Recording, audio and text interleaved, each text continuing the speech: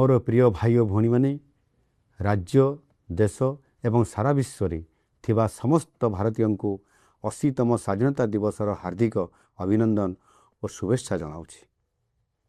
80 वर्ष तले आज दिन में आमे उपनिवेशवाद मुक्ति पाई स्वाधीन भारत रे निश्वास नहीं।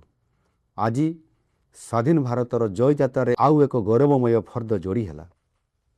यही कष्टलब्ध स्वाधीनतार उपहार देइथिबा समस्त स्वाधीनता संग्रामी को मोर भक्तिपूर्ण श्रद्धांजलि। सेमानकर असीम त्याग और बलिदान पाई ये देश सदासर्वदा ऋणी रहिबो। गत 12 वर्ष है माननीय प्रधानमंत्री नरेंद्र मोदी जी नेतृत्व में सांस्कृतिक राष्ट्रवाद मंत्र रे दीक्षित होई राष्ट्र निर्माण एक नूतन अध्याय आरंभ होईछि।